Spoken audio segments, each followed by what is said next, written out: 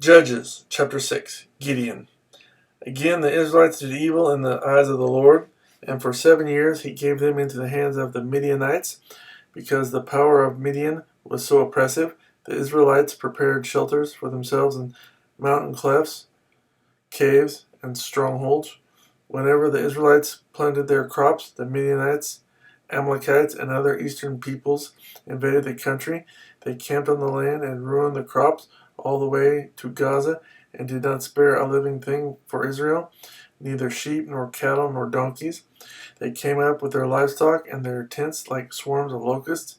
It was impossible to count the men and their camels. They invaded the land to ravage it. Midian so impoverished the Israelites that they cried out to the Lord for help.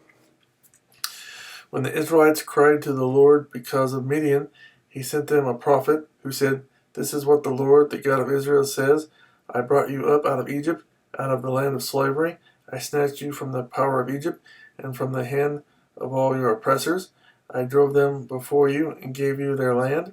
I said to you, I am the Lord your God. Do not worship the gods of the Amorites, in whose land you live.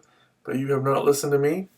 The angel of the Lord came and sat down under the oak in Ophrah that belonged to Joash the Abiezrite, where his son Gideon was threshing wheat in a winepress to keep it from the Midianites. When the angel of the Lord appeared to Gideon, he said, "The Lord is with you, mighty warrior." "But sir," Gideon replied, "if the Lord is with us, why has all this happened to us? Where are all his wonders that our fathers told us about when they said, 'Did not the Lord bring us up out of Egypt?' But now the Lord has abandoned us and put us into the hand of Midian." The Lord turned to him and said, "Go in the strength you have and save Israel out of Midian's hand. Am I not sending you?" "But Lord," Gideon asked, "how can I save Israel? My clan is the weakest in Manasseh, and I am the least in my family." The Lord answered, "I will be with you, and you will strike down all the Midianites together." Gideon replied, "If now I have found favor in your eyes, give me a sign that it is really you talking to me. Please do not go away until I come back and bring my offering and set it before you." And the Lord said, "I will wait until you return." Gideon went in, prepared a young goat, and from an ephah of flour he made bread without yeast. Putting the meat in a basket and its broth in a pot, he brought them out and offered them to him under the oak. The angel of God said to him, "Take the meat and the unleavened bread, place them on this rock, and pour out the broth." And Gideon did so. With the tip of the staff that was in his hand, the angel of the Lord touched the meat and the unleavened bread. Fire flared from the rock, consuming the meat and the bread, and the angel of the Lord disappeared.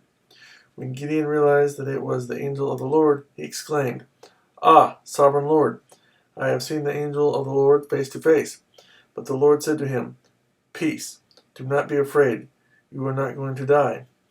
So Gideon built an altar to the Lord there and called it, "The Lord is Peace."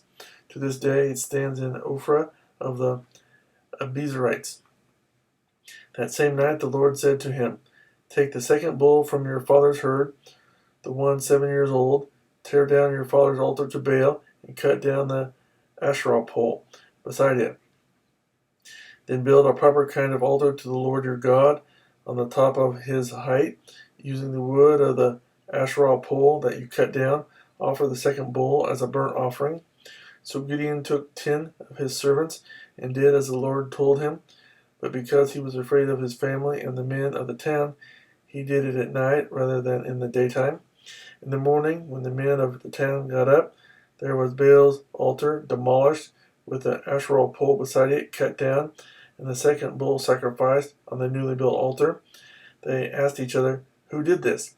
When they carefully investigated, they were told Gideon, son of Joash, did it. The men of the town demanded of Joash, "Bring out your son. He must die, because he has broken down Baal's altar and cut down the Asherah pole beside it." But Joash replied to the hostile crowd around him, "Are you going to plead Baal's cause? Are you trying to save him? Whoever fights for him shall be put to death by morning. If Baal really is a god, he can defend himself when someone breaks down his altar." So that day they called Gideon Jerubbaal, saying, "Let Baal contend with him, because he broke down Baal's altar." Now all the Midianites, Amalekites, and other eastern peoples joined forces and crossed over the Jordan, encamped in the valley of Jezreel. Then the Spirit of the Lord came upon Gideon, and he blew a trumpet, summoning the Abiezrites to follow him.